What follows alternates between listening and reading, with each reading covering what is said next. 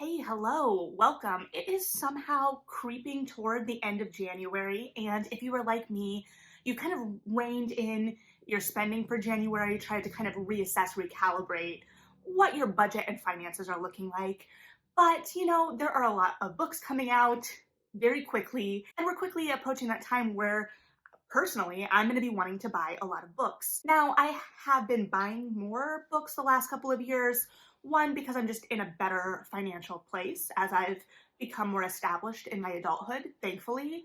But books are expensive, and I personally try not to shop Amazon. Now, this isn't shaming anyone that has to shop Amazon, or I know a lot of authors are Amazon only, so I know that the conversation is a lot more complicated than just cut out Amazon. I recognize that. But personally, I just try and shop with them as little as possible. And again, as long as you're not like taking bookstore resources or going into a bookstore and, loudly declaring that you are going to go with Amazon because they're cheaper. Because remember, Amazon is selling those books as a loss leader at a price that most bookstores can't even purchase them at. And Barnes& Noble, which, I don't know all of the financials, but Barnes& Noble gets the biggest discount in terms of like bulk, in terms of buying books. And even they can't keep up in that they are largely a bookstore. And a lot of critique of the store over the last decade or so has been they're branching out into things that are not books. But part of that was trying to add diversity to their stock because of the Amazon issue, so to speak. Now, I recognize that that is also a more complicated conversation because, in the 90s, Barnes & Noble came in and was the big bad wolf, was the Amazon, shut down a lot of indie bookstores. So it is a very complicated ecosystem. I am never going to deny that. And I'm not judging anyone for their spending. It's just how I'm choosing to spend my money. With that as well, I often tend to purchase new. I'm not, never going to a used bookstore, but I just prefer new books as a personal preference, and then I know that that money is going to the author as well. So it is what it is. But that being said, it does add up. So even though I've made the conscious decision to stay away from Amazon, and I know that is going to increase my book prices because especially at places like indies, they're going to be at the list price. That's just what they have to do to remain a viable business. And they're still making very little profit margin on those books. I know the game. But I am still cheap at heart and do want to save money. So how do I do that? Now, obviously the library, big library user. I love those library systems. I'm not part of one that shows you like what you saved. However, I sometimes will go and do that for myself and I will try and find like the cheapest price I know I can get a book at to see the most conservative. You know what? It's math that really doesn't matter at the end of the day, but sometimes makes me feel good. I didn't do it last year or the year before, I don't think, but I've definitely saved thousands and thousands and thousands of dollars just from the library alone. But if we're talking about actually buying books that we want to add to our collection, as you can see, I have a hoard here. This is honestly my TBR for the most part, other than like some classics. So I'm clearly still buying books. So how do we save money to the best of our ability while staying out of the Amazon ecosystem for the most part? This is just going to be what I do or my tips and tricks. If you have more, please share them. I would love all of your ways to save money.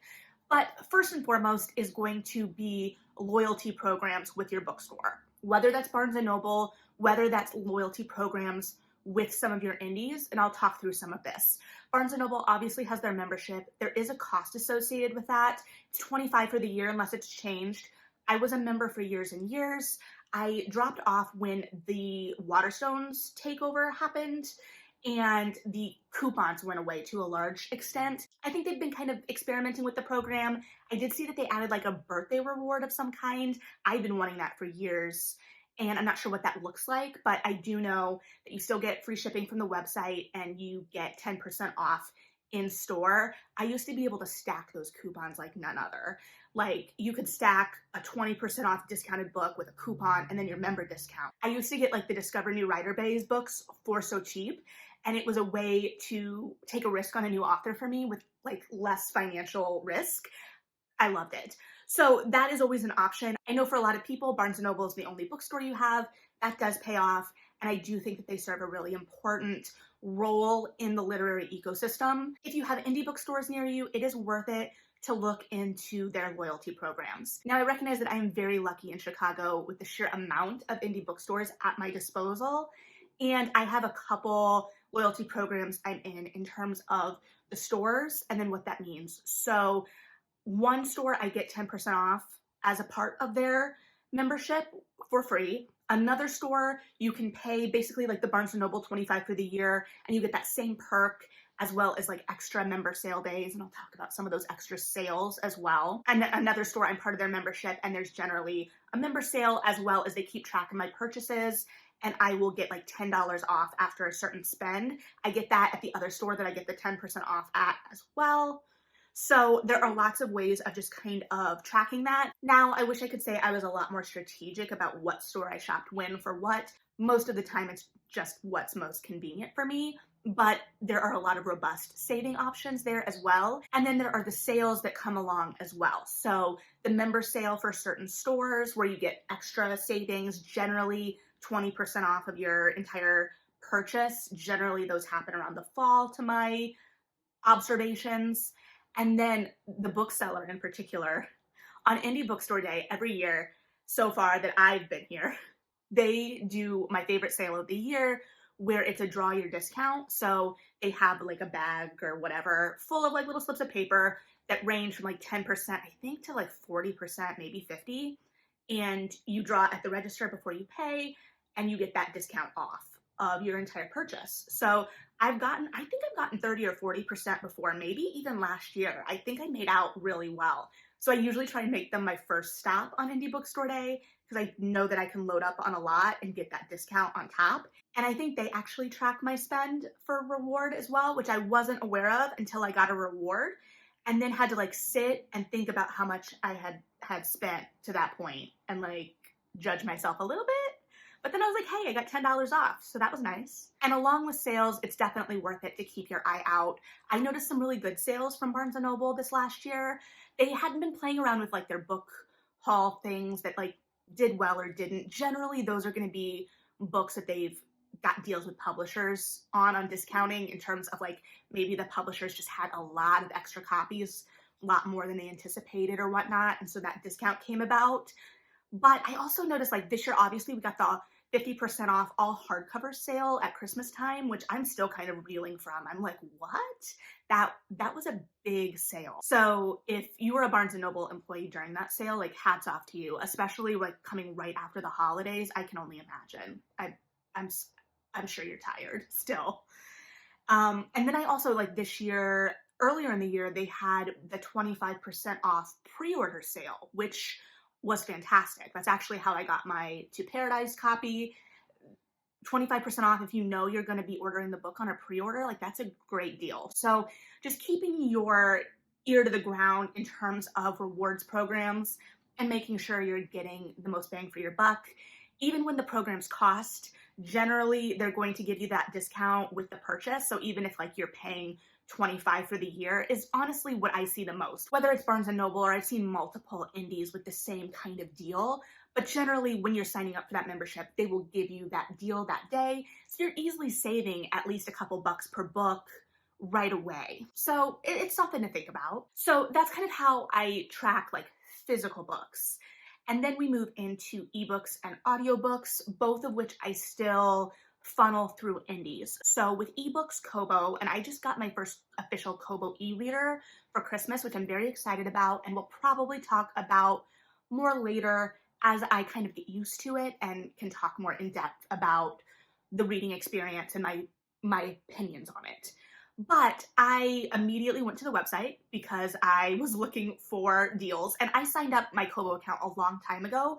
I did it through the bookseller in Chicago. Any indie that has an affiliation should have a link on their website that you can click and set up your account through that link so that your sales are funneled through that indie. Now, I'm sure based on ebook prices that they're getting like pennies to the dollar on that sale, but anything that I can funnel through an indie on a purchase I'm already making, I'm going to do.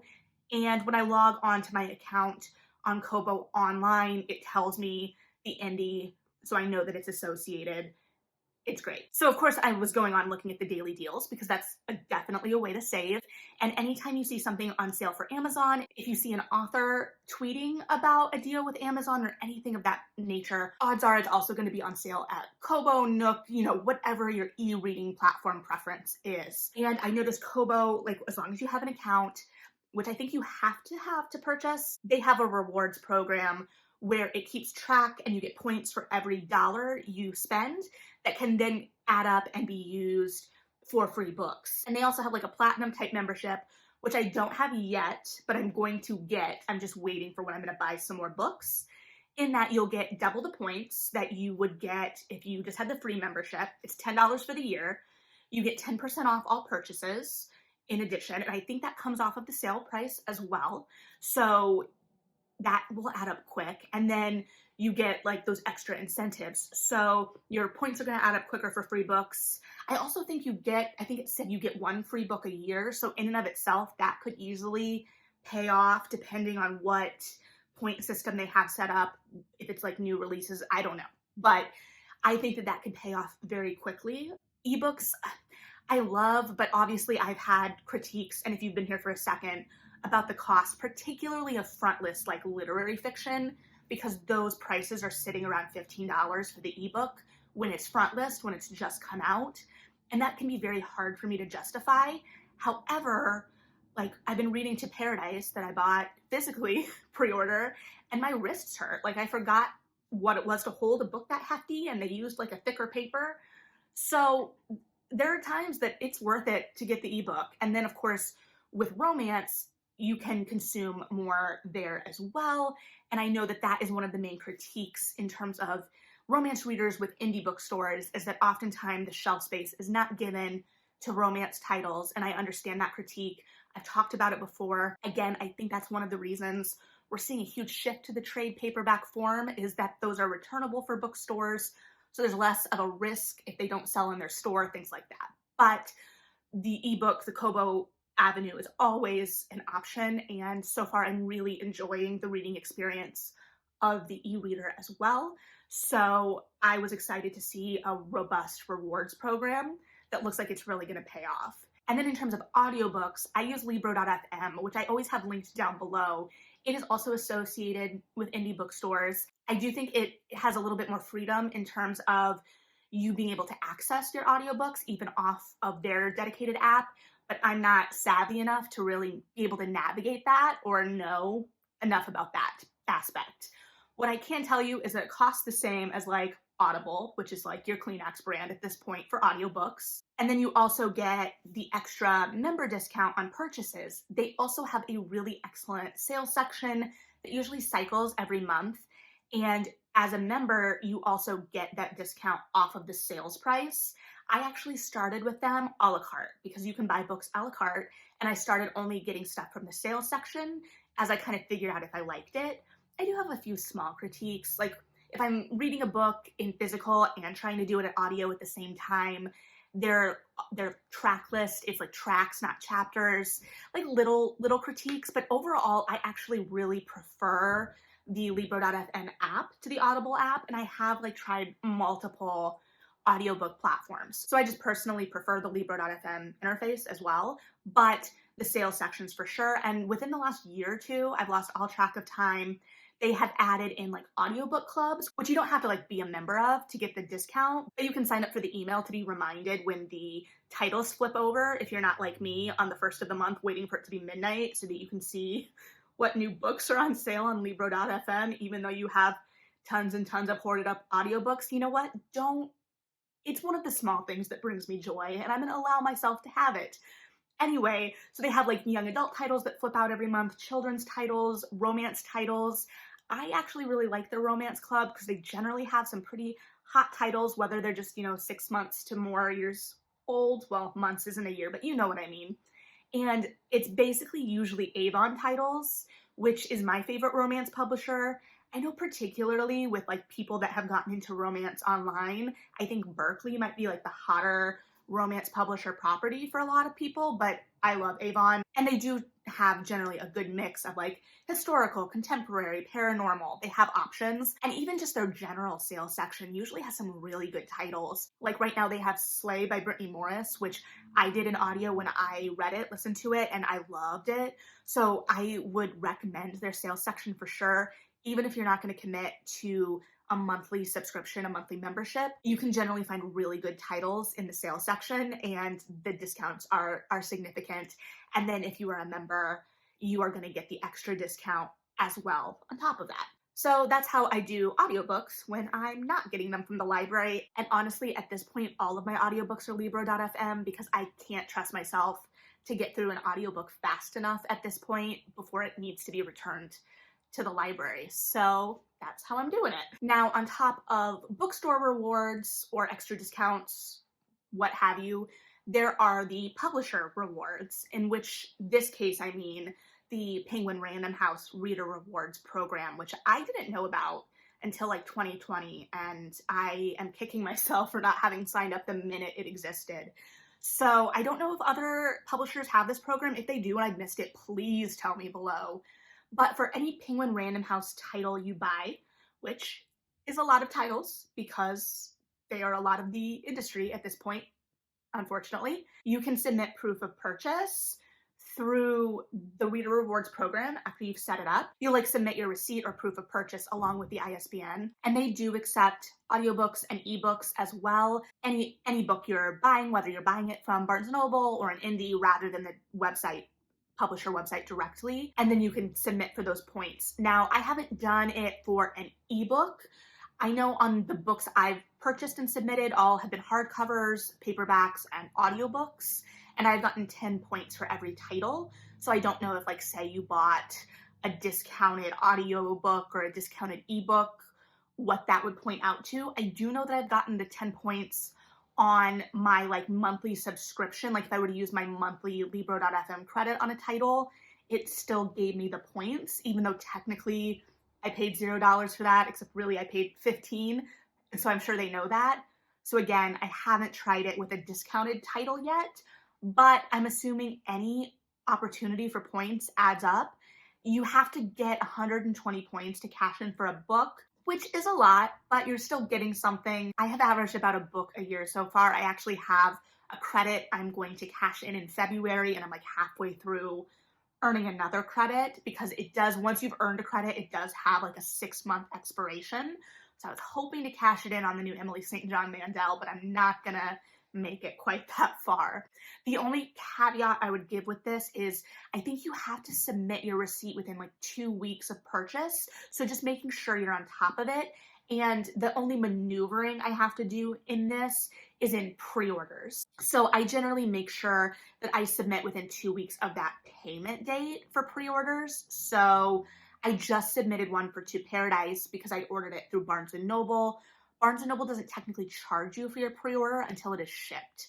With an indie, I generally, if I'm pre-ordering something, make sure I pay up front, even if I'm given an option, partly because I want them to have that money, partly because once I've made that mental decision to make the purchase, I've mentally budgeted for that, and I just want the money out of my account, so I don't think that I have money I don't. But I make sure, whichever I've done, that I then submit to the Reader Rewards. The only problem I've run into was when I was going to go to the Lauren Groff Matrix event last year that ended up getting canceled, so I had to buy the book in the store anyway and got the points.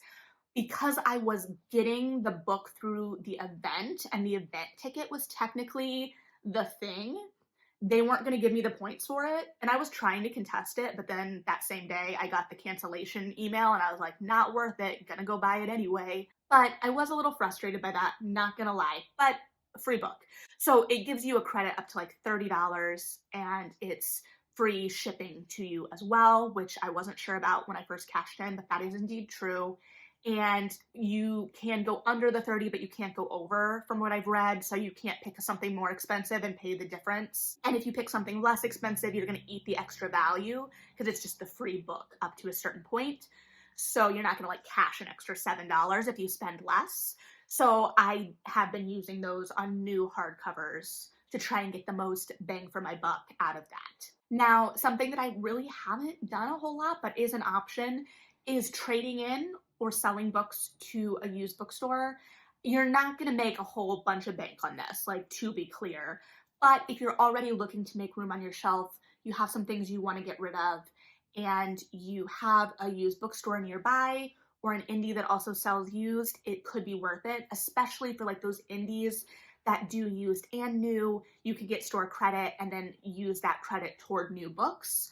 Or I think Half Price Books does just cashback. I don't live super convenient to one, so I don't sell with them really. Now again, you're not gonna make but a couple dollars on this, but it's something, and every little bit counts if you are already looking for a way to get rid of those books and make new space. And then the last one is a little bit more amorphous in that it's not necessarily literary world directly related, but that is Cashback Apps.